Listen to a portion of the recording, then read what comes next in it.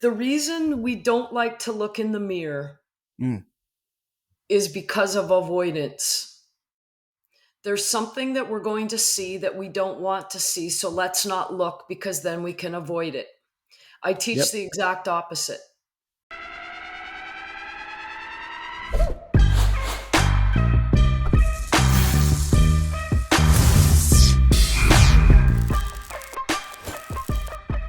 All right, here we go.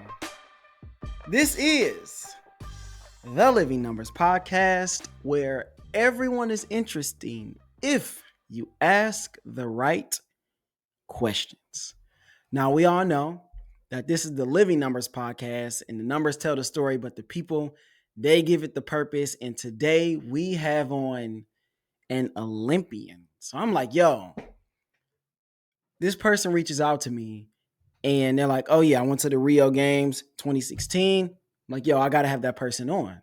We have to make this happen. So, Shawnee, say hello to the people. Hello, people. I cannot wait to have you hear what's going on today. And I have no idea what's going to be. It's going to be amazing, though. Absolutely. We are aligned. Of course, Yes. make sure you subscribe, download, like. This is not your first rodeo. If Hmm. you subscribe on Apple or Spotify, you get the extra stuff.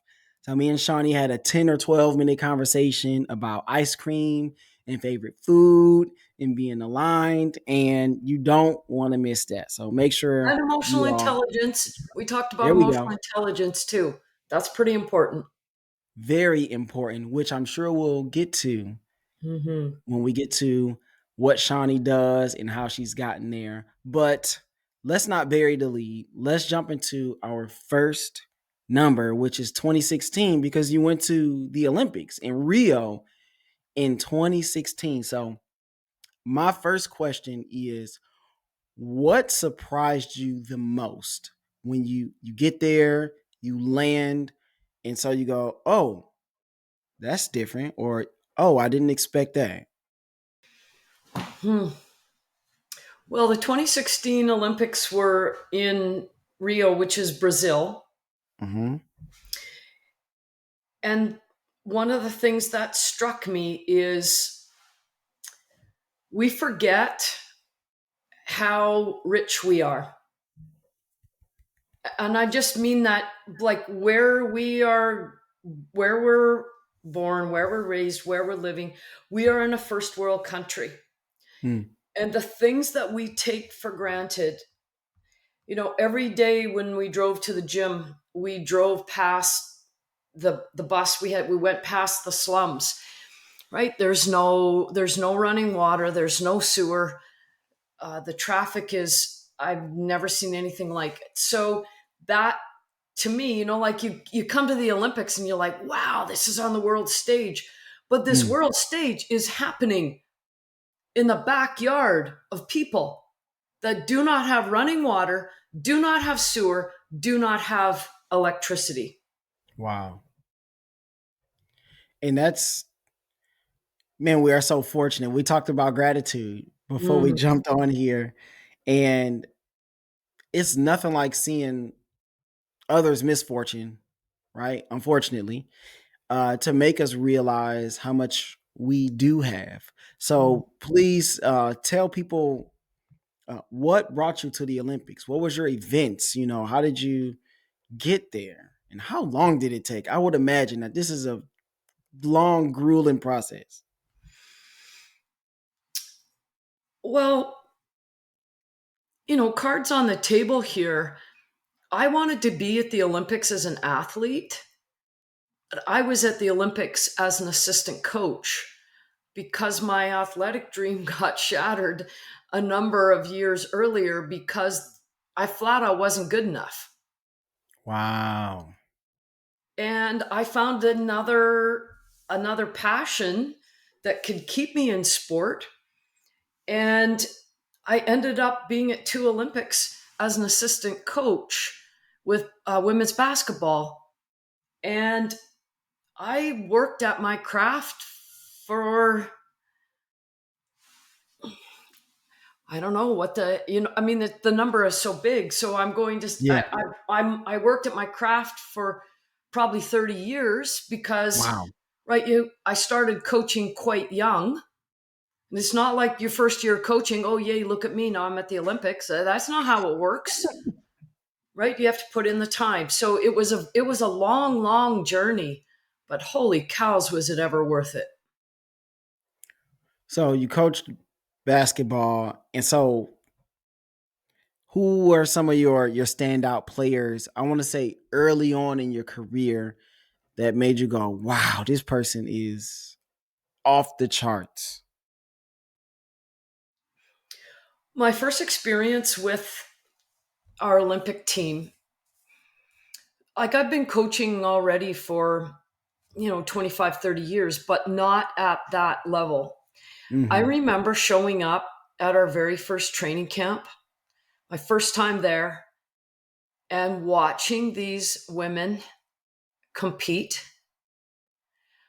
I was so glad that I was standing on the sidelines. Like I watching I'm like I could never have imagined myself being that level of athlete. When you see it for real, their compete level is off the charts.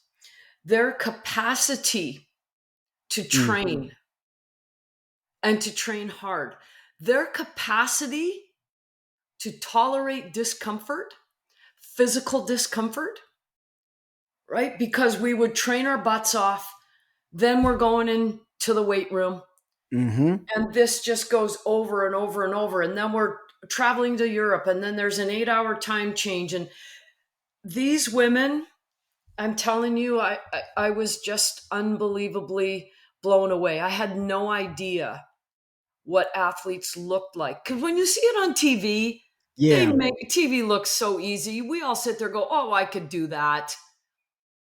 But my goodness, Nobody. when I got to see up close and personal, it was so impressive. Who was your favorite player to watch? For our team, Hmm.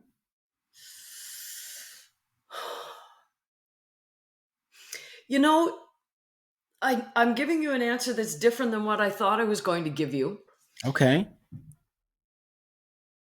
The athletes that were so interesting for me to watch were our post players, and here's why. One of them was 6'6". I'm going to say 6'6", 6'6", and another one is 6'5".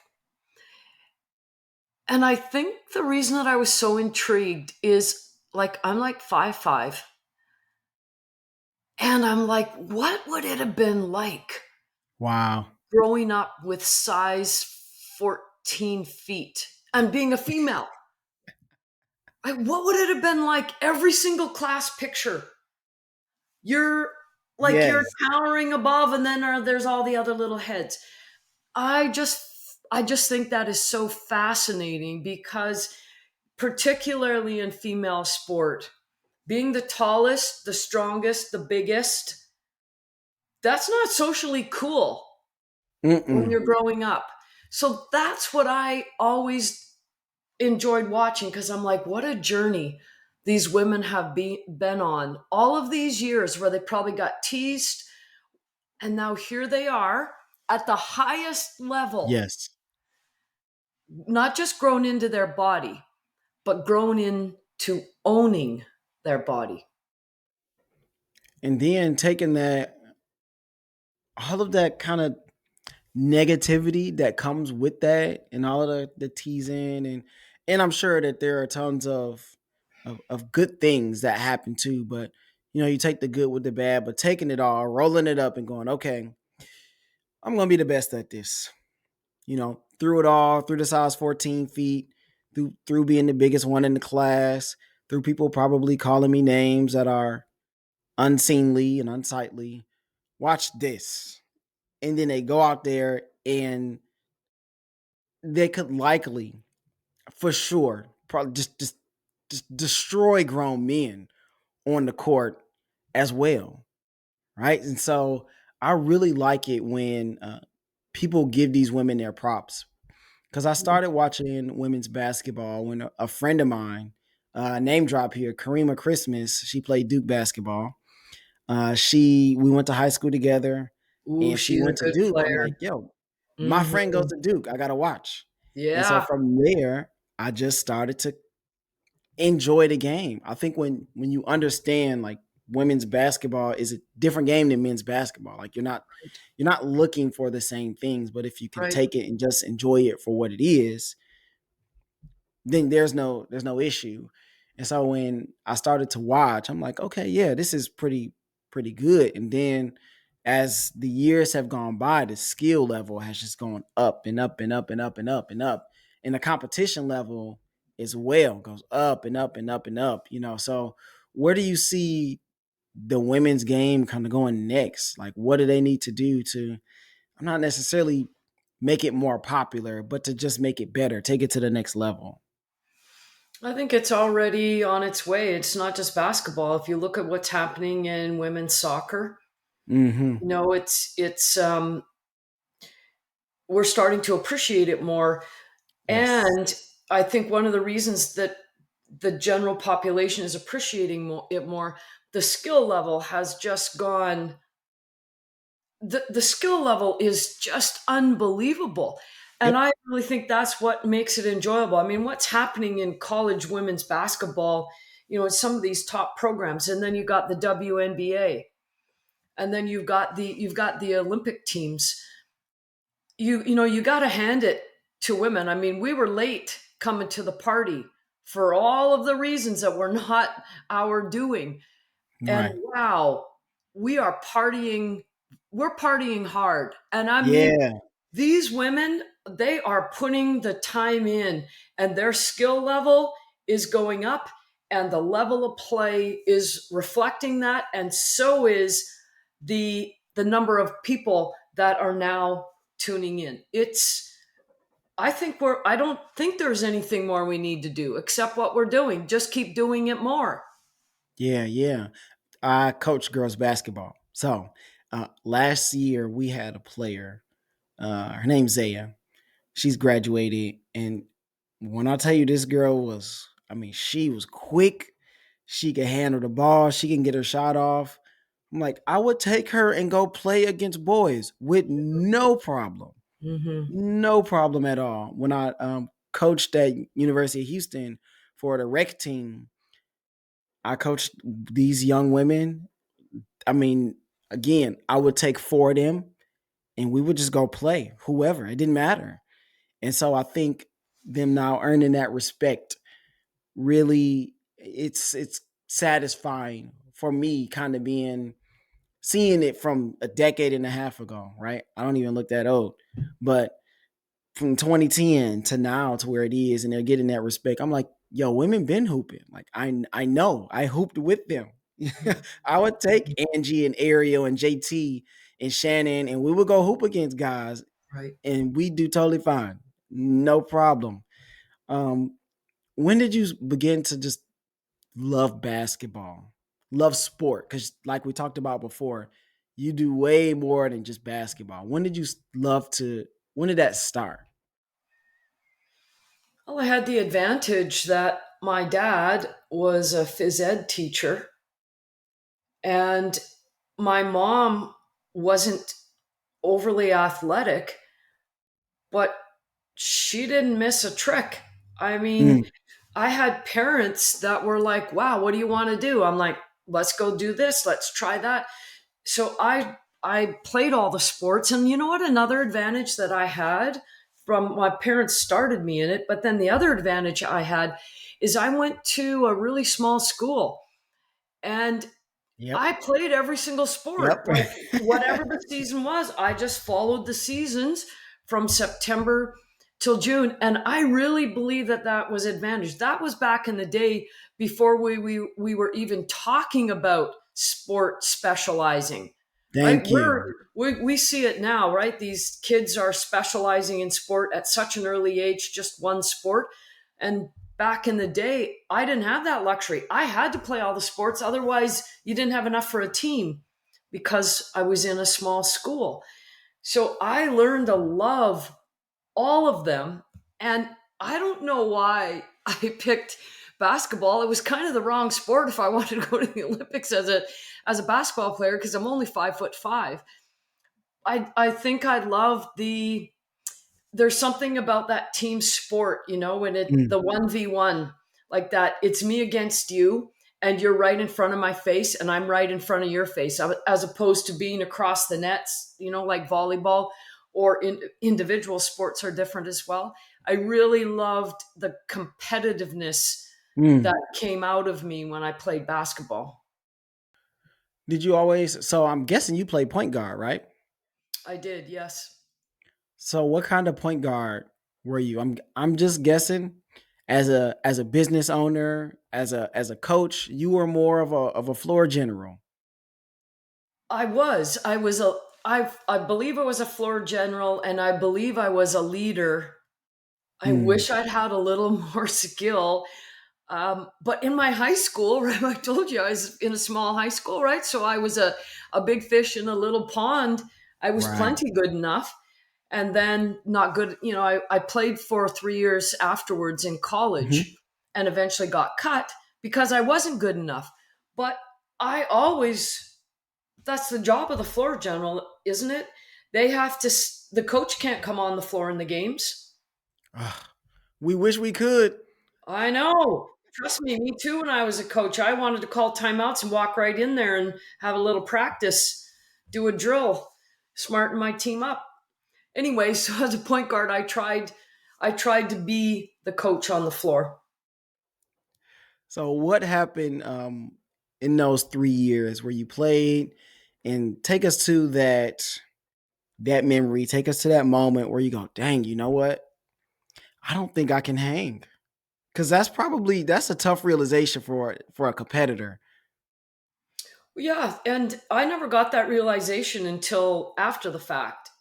I mean, again, I came from a small school, and the best, I grew up in British Columbia, Canada, and the best university women's program was 3.5, 4 hours from where I grew up. The Mm. best program in our country. And I'm like, Wow. wow, that sounds like the place for me. This was the days before we didn't have recruiting, all that stuff. So I just showed up and I made the team as a walk on. And then I played for 3 years. And it wasn't, I would have played longer, but it wasn't my choice. My Mm. coach cut me and I was really ticked off. Like, I was sad and really ticked off at my coach because I'm like, can't you see how good I am? Right? We don't, our self awareness when we're that age is really low. A lot of Wait. us think we're better than we are. I know I did. And I was So pretty you darn average. so you weren't in practice and playing against these better players and thinking like, man, I'm kind of getting smoked here. That's such a good question. I mean, we had some very good, like, we had national players on our university team were playing on our national team at that time, and then there was me. Hmm. I guess man, that's such a good question. I just think I had low self awareness because I would just always be like, man, I want to D them up. And they probably scored on my head a lot, but I'm like, okay, next play. Like, come on, D it up. I couldn't score very well because they were D'ing me up. And you know what? You're right. I just didn't really pay attention. I was unable to identify how big the gap was between me and Mm. them. Like, I knew there was a gap, but I didn't think it was as big as my coach thought it was. Because I know you being a coach on the other side, and when some people are in the game, I'm like, you are man, you killing us. Like you killing us. But that same player sometimes, I don't think this is often, but that same player sometimes will go like why am I not in the game? Like why am I not playing? I'm like, are you kidding me? Do you not see this? Do you not see you're messing up every time, or you turning, or your turnover machine? Like I don't know, maybe I'm just a little more self-aware, or maybe because I'm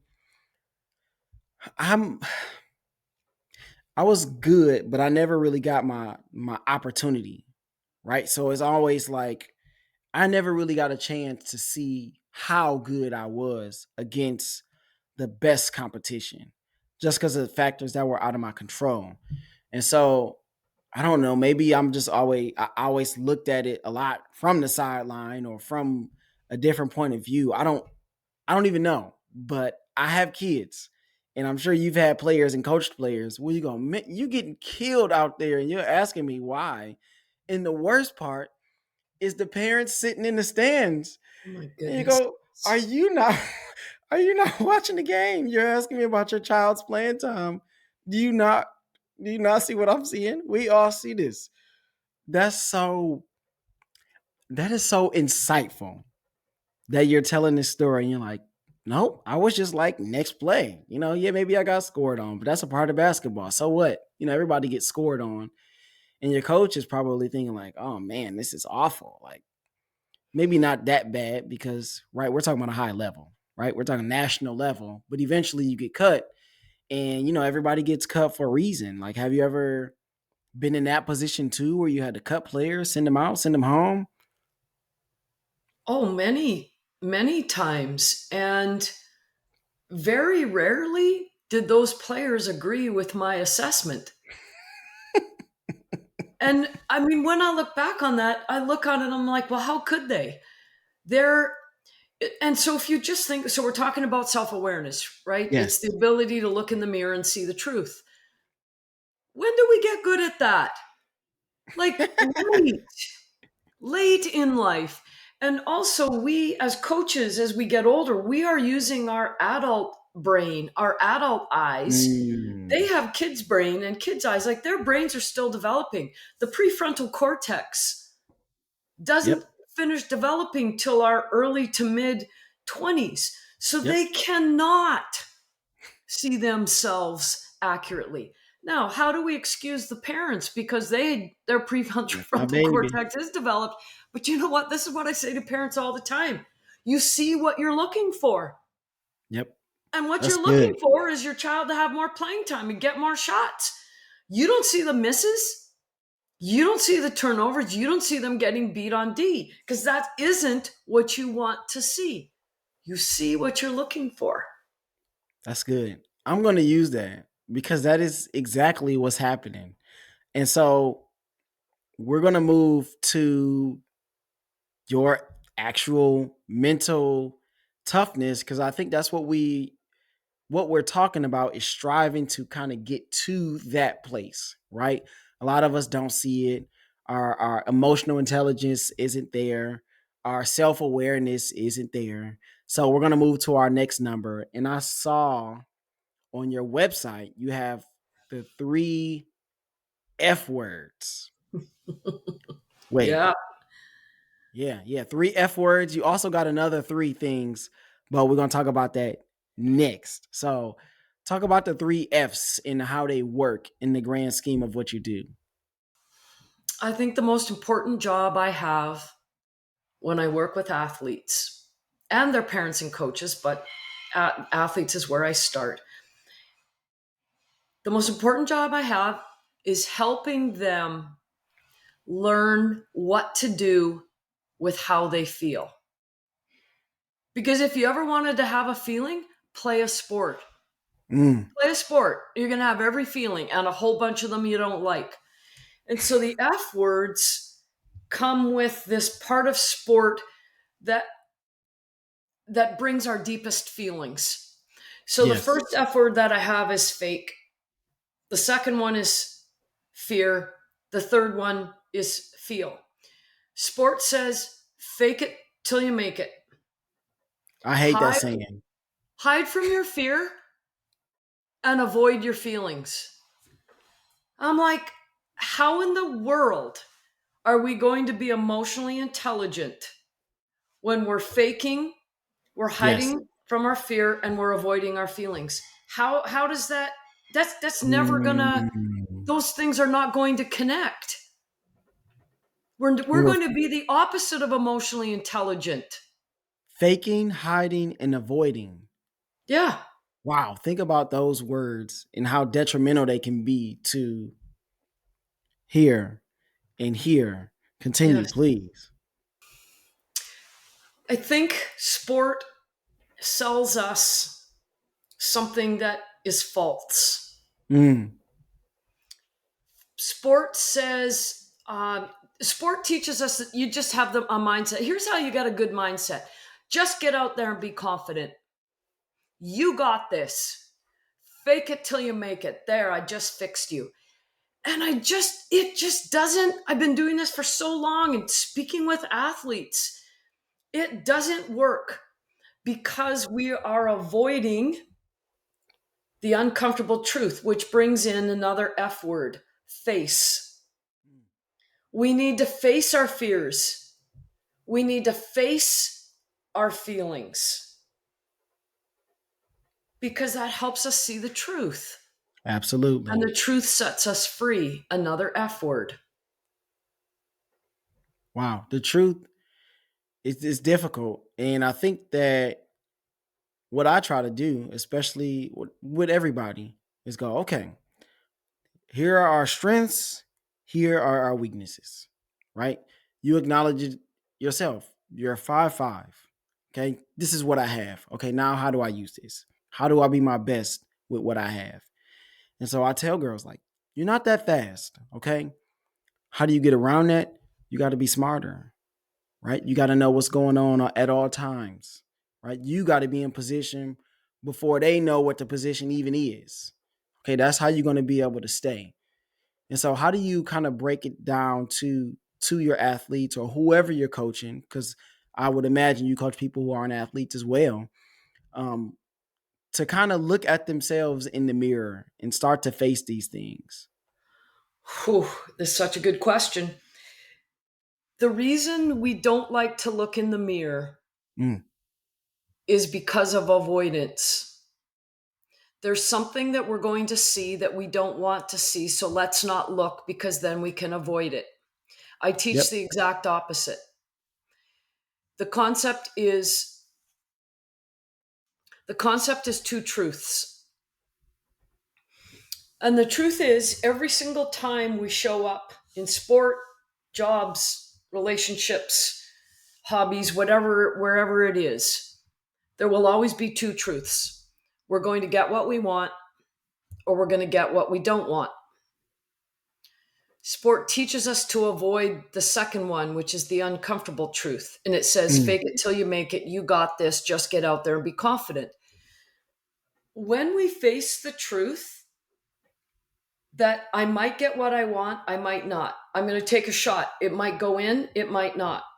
I'm going to D up. I'm either going to stop you or I'm not. We're either going to win or we're going to lose. yep. When we face the truth, which is the opposite of avoiding, here's why it's so helpful. We stop fearing the outcome. There we go. There we go. If we say, you know what, I'm gonna here the ball's in my hands. I'm gonna shoot it. I'm either gonna make it or miss it. And I'm going to shoot it anyway. Our team's playing today. We're either gonna win or going to lose. And I'm going to get out there and empty the tank. How important is it to have that second part? I can't tell you how important it is because all the athletes that I'm working with, when they first come to me, none of them are doing this because they've been taught to avoid the part that's uncomfortable. Oh, and here's the other thing they've been Yeah. told: you can have anything you want. Oh I'm no. like, what? No, you can't. The truth is, you might get something you want and you might get something you don't want. Go for it anyway. Yep. Yep. Yep. And I feel like I'm always talking about this. I tell my kids, just go for it, right? Whatever it is, go for it with all you got and let the chips fall where they may, right? Do your best. Because what more can you do than that? What more can you do besides doing your best? I don't know. You're Maybe, right. But maybe there's you a have an answer. reason they don't. Mm. Okay, Tell so it us. comes back to the fear. The reason that I don't want to go for it is I'm fearful that I might make mistakes if I Mm. take a risk. So, what I teach is the opposite of fear. No, I got to go a different way. Take your time. To really go for it, it takes courage. Mm.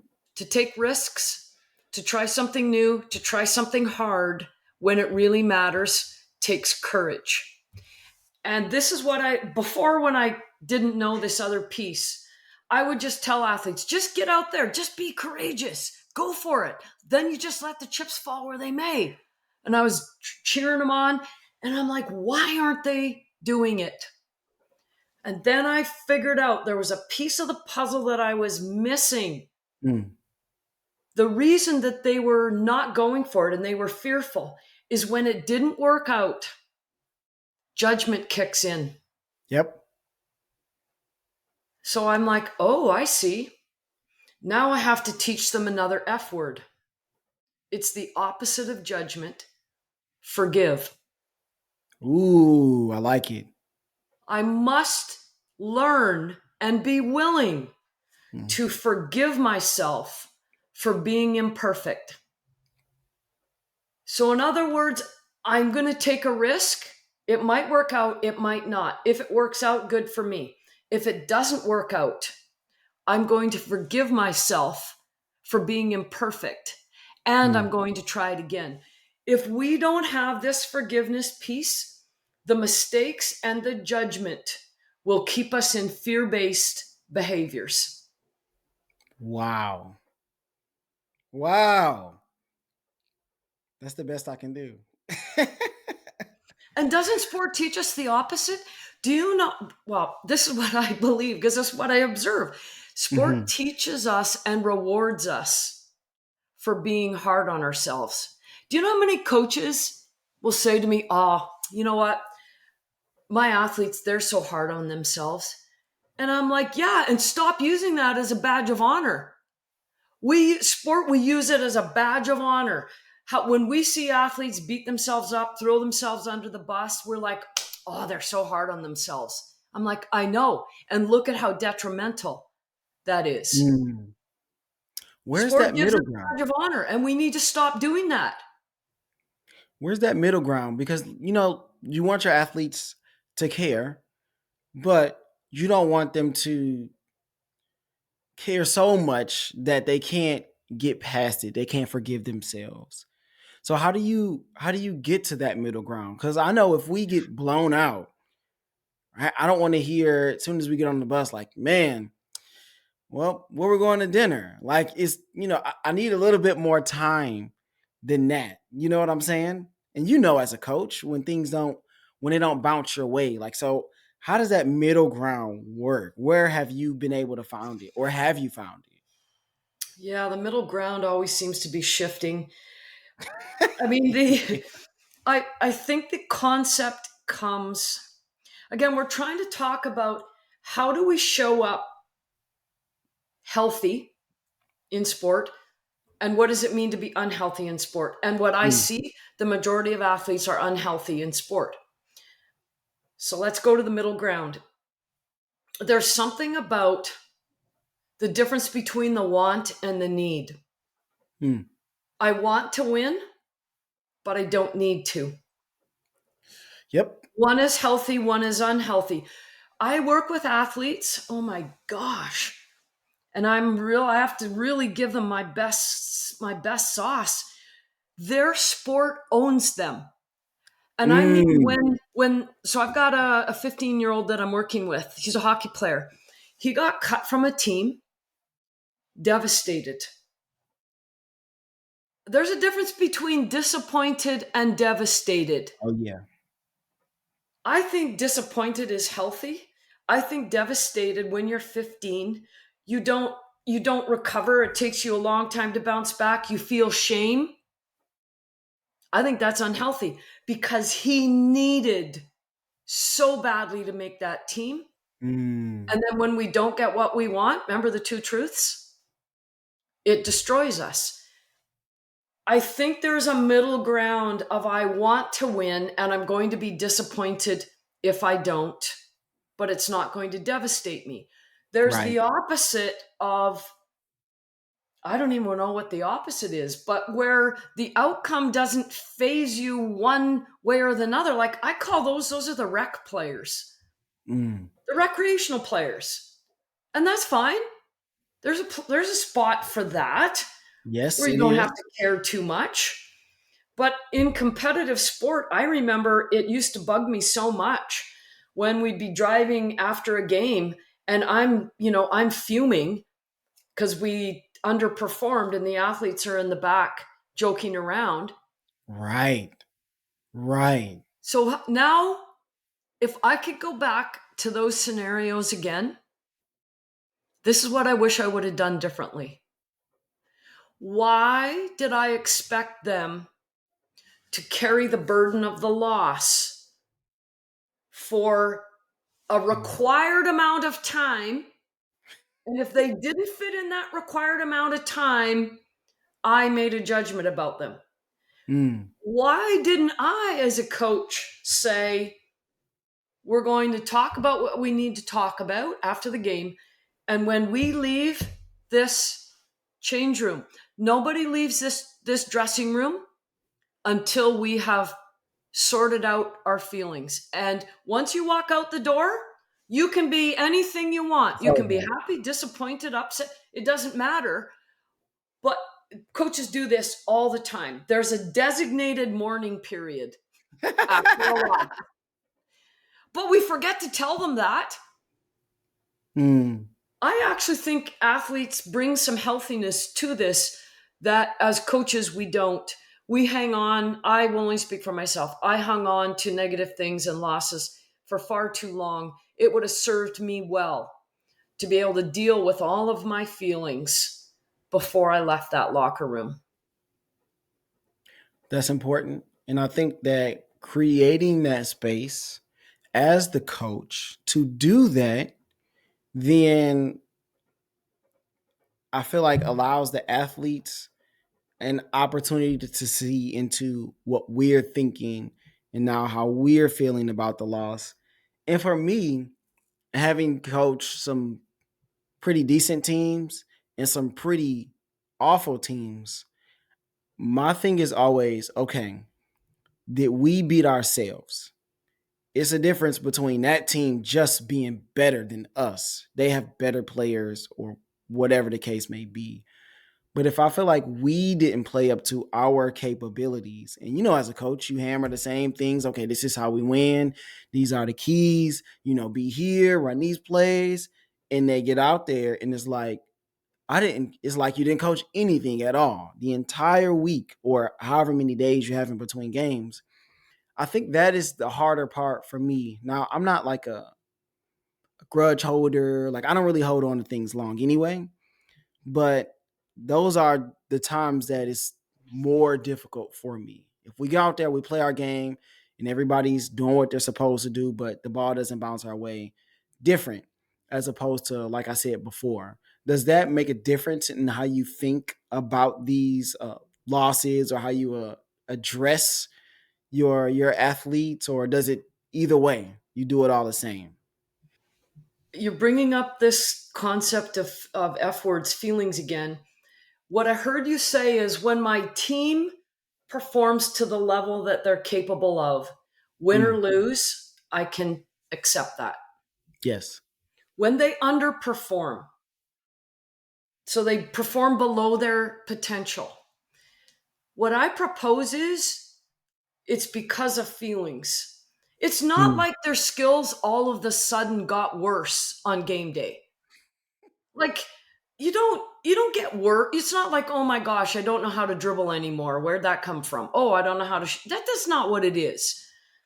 There's a reason that we underperform, choke, right? Whatever words we want to use. I believe it's always based on the feelings, and I'm calling this the voice of self doubt. mm, When we underperform, the voice of self doubt has taken over.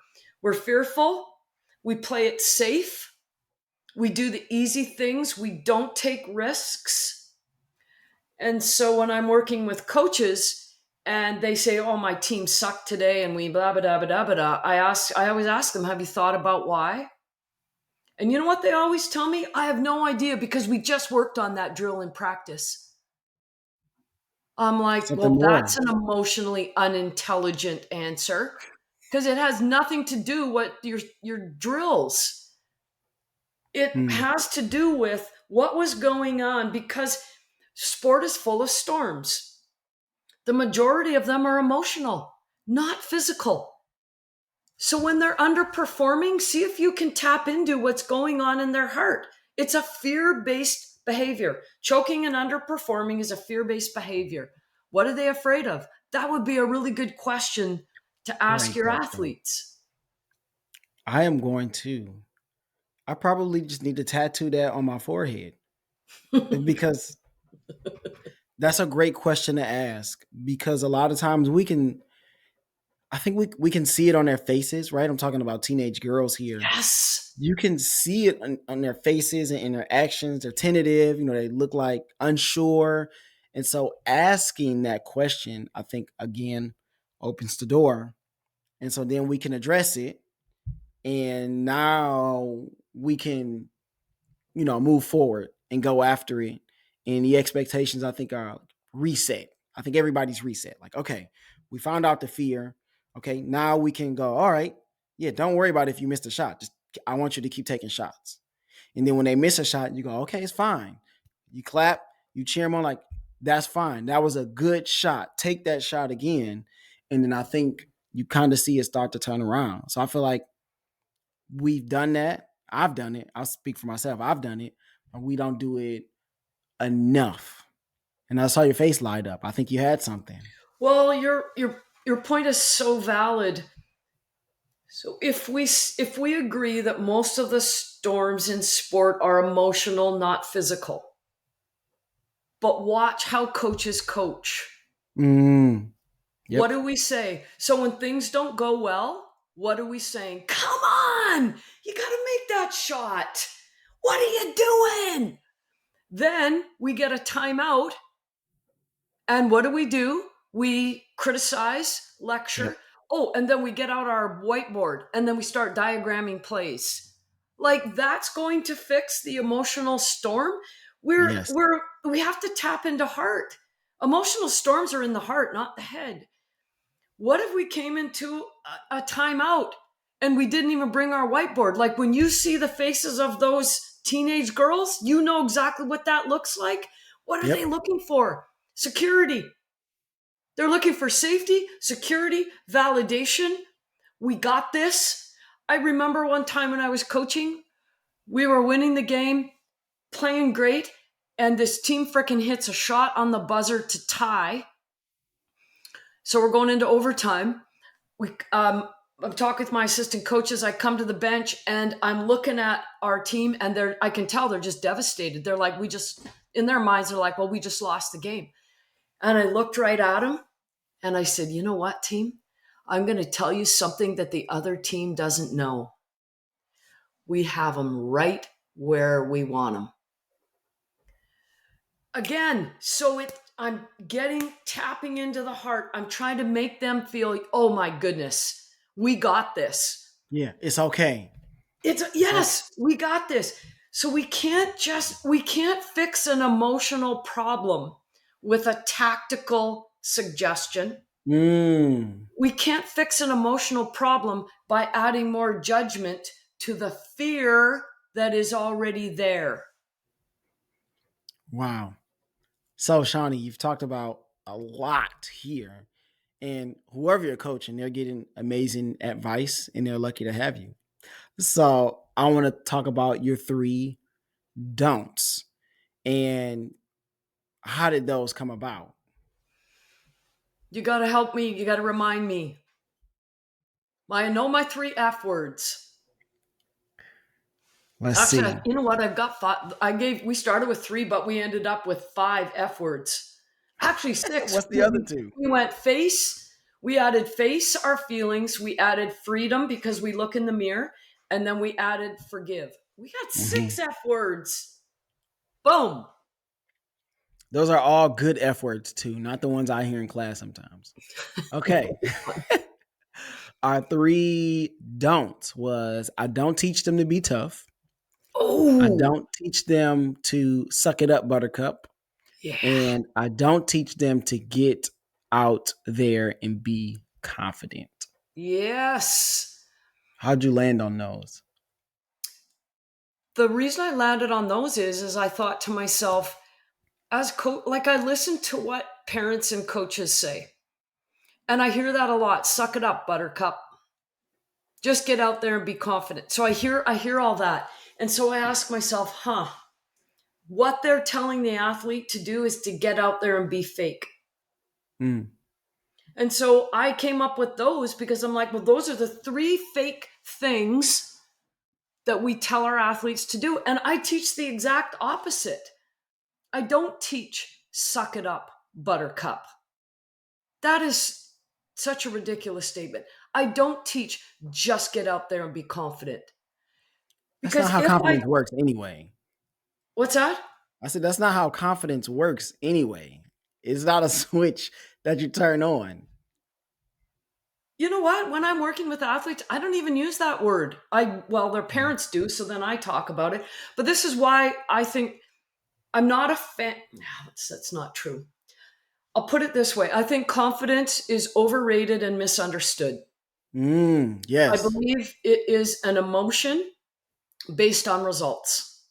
It is not a personality characteristic. If you're not good at something, how in the world are you supposed to get out there and be confident? You can't. Confidence is based on self trust.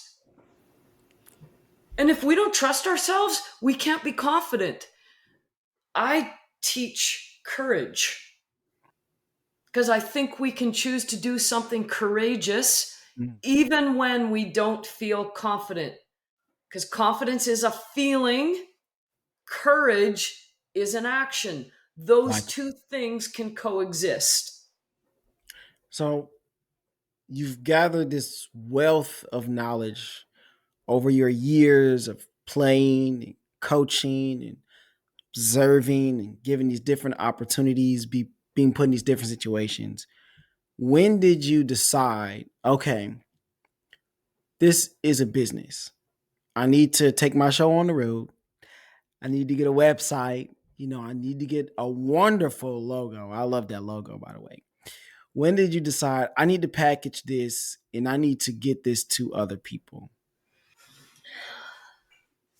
The thing that was the fork in the road for me was watching our team underperform at the Olympics in Mm, 2016. And I was part of that. I have to take responsibility for my role in that. I was part of the staff. Our team underperformed at the Olympics. And after I came home and I went into a very dark place with that result, right? Here you are on the world stage, the biggest day, the biggest stage of your life. When I came out of the dark place, I just remembered thinking there has to be a way to help athletes show up as their greatest self mm. on the biggest day, the biggest stage of their life. And why do so few athletes do that? That was the fork in the road for me. And then COVID hit Oh, wonderful. and everybody is home. Everybody figures out how to use, like, all of a sudden everything becomes virtual.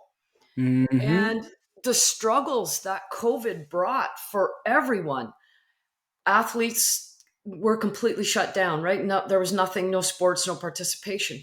So it started with the Olympics where I'm like, this is it. I'm going to create something. There has to be a way to help athletes. Then COVID sort of comes in there because I was dabbling in it. It was kind of a thing I was doing on the side. And then COVID hit and I'm like, okay, I'm going Here all we in. go. So, what was the first thing that you did when you decided, all right, I'm going all in? what was like the first thing or the first call or the first email that you sent? What was it? Those were not hard. The hardest thing for me when I said I'm going all in, I had to learn a skill set that I did not have. Ooh. I've always been a coach. Like I've always been had this thing that I felt that I was good at. But build a website, I have no idea. How to make a logo, I have no idea. How to create an online course, I didn't know how to do a PowerPoint, and then how to make audio video recordings and make like the learning curve was it became so obvious to me about how much I didn't know Mm. about running a business. I can coach people all day long. I had to learn how to make it a business, and that was my greatest challenge. The organizational part, the administrative part, that is definitely a learning curve. I can talk all day long. I can connect with just about anybody. I find the common ground. I'm good at that. But man, when you started talking about, okay, making, trying to come up with a structure and, trying to, the emails and that, all of that stuff, I'm like, the social media aspect, right?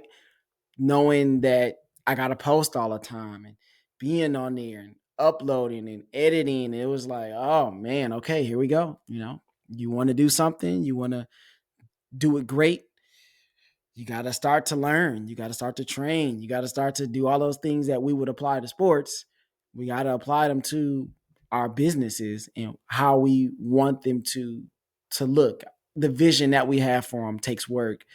Who's someone that helped you maybe get over the hump in something specific? This is like a shout out because there's a couple of people that I would shout out, that helped me do certain things when it came to, podcasting, but who's somebody that helped you get over the hump in a certain area? Do you mean from a business Mm-hmm. perspective, running a business? Yep. The best thing I ever did was I signed up for a course because when I was starting this, like you don't have any money to go. You know what? I don't need to make a website. I'll just go hire that person. You know what? I don't need to do this online. Somebody can do it. Like I didn't have like here's all this money to go throw at people and I don't have to Yeah. do anything. So I'm a one woman band. And I made a decision to invest in a coaching program. And it was the hardest decision that I ever made because I had to spend money, right? When you invest financially, it really makes you invest your heart and soul and to show up. And I took a 4-month course, Mm. and that was game changing for me. If anyone is kind of interested, the Alok was my teacher, and he runs a business called Uplift Millions. Mm.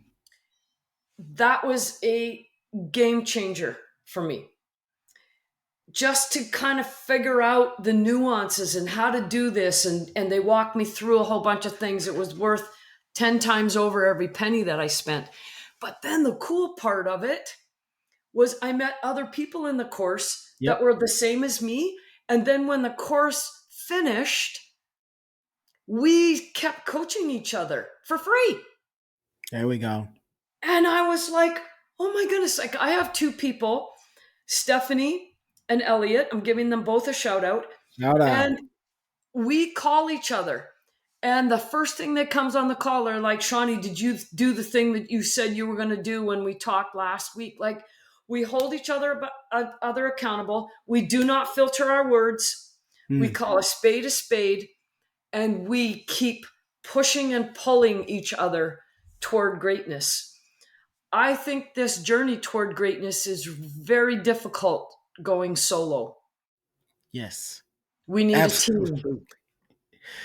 Oh man, it's awesome to have great people around you to help you, and for you to help, because there's a certain satisfaction that you also get from helping others and Yes. having that.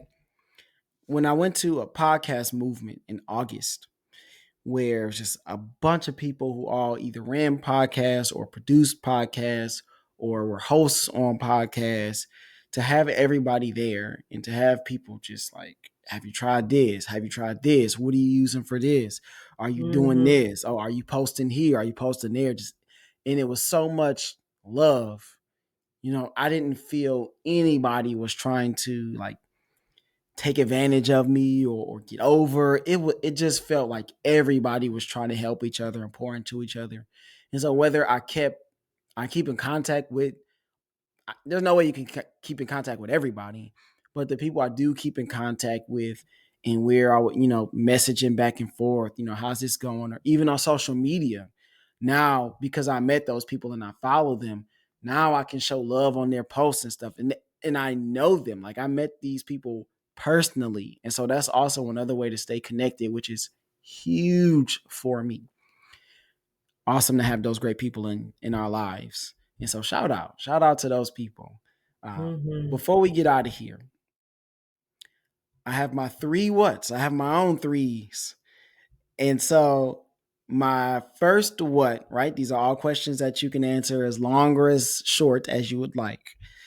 What's an opinion that you have that will be considered unpopular? And you've thrown out tons already, but do you have anything that's a little bit different, maybe outside of coaching or in coaching? Up to you. Well, my most unpopular opinion these days seems to be give sport back to its rightful owners, Ooh. the athletes. I think parents and coaches have taken over. Mm. It's become a hardcore cutthroat business. Yep. I think sports should belong to the athletes, and that has been pretty unpopular in most of my social media posts. I usually get somebody hammering me on that. That's a good one. I like it. I like it. That's a whole nother podcast and Yep, can that it we could is. open. But you know what? We're going to move on to our next one. And I don't know. This one might be difficult for you. Maybe I've haven't heard something yet that I might hear here. Uh, if you weren't in coaching, what field would you be in? What would you be doing? If I wasn't in coaching, Hmm. No coaching.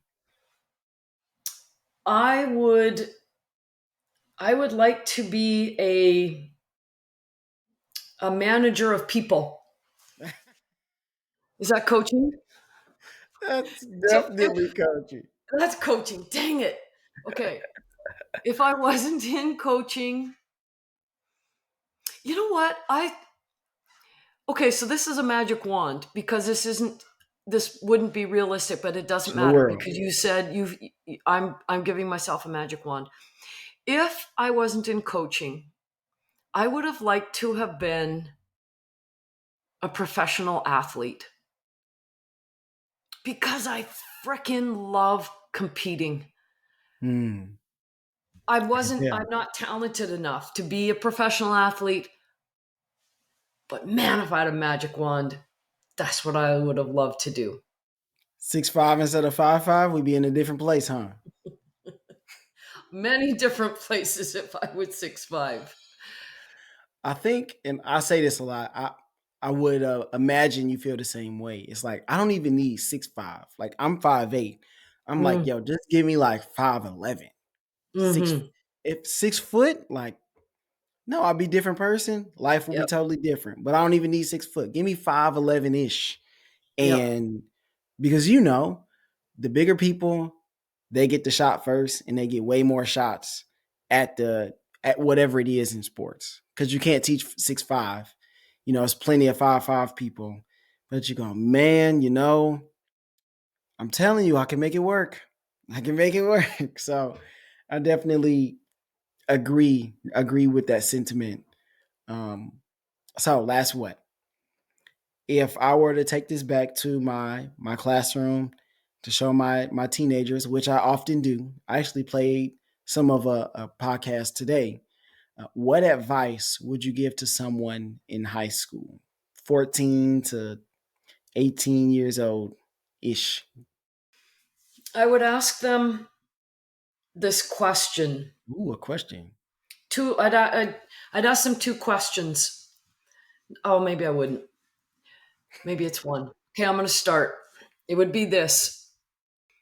What would you do or say in your life right now if you weren't afraid? Hmm. Can I What ask you would you that question? try? So, what would you try? What would you say to someone? How would your greatest self show up if you weren't afraid? Wow. That is a question to think about, because now you go, okay, what we're afraid of changes depending on who we're around. Hmm. Like if I'm around my wife, that question, how I would answer will be different as opposed to being in the classroom or being at my church or being somewhere else. Right? That's interesting. That's quite interesting. Well, there's underneath that what I find when I coach teenagers and I ask them that question and then they give me an answer. And if I go underneath it, the number one thing that stops us, the number one fear, like what would we do if we weren't afraid? We are afraid of what people will think. Mm. So we're avoiding disapproval by playing it safe, by not raising our hand, by going to the end of the line, Sitting in the back of the room. sitting in the back of the room, passing instead of shooting. So that fear, here we're coming back to the F word again. Like this F word keeps coming up. What would we do if we weren't afraid? And I think if we face that fear and look in the mirror, we have a better chance Mm. of doing something with that fear instead of that fear holding us hostage. Yep. That's it. That's it. That's where we have to end it. That was perfect. That was perfect. Now, of course, we can't leave here, Shawnee, without you telling everybody where they can find you. Website, socials, wherever you are. If they want to enlist for your services or just find you and listen to you more, where can they do that? My website's a good place to start. It's shawneeharle.com. And I'm sure you'll probably have this somewhere in your show notes or all those things that you do. And my social media, my handle is at Shawnee Harle. And I'm on Facebook, Twitter, Instagram, and LinkedIn. Well, don't be afraid, everyone.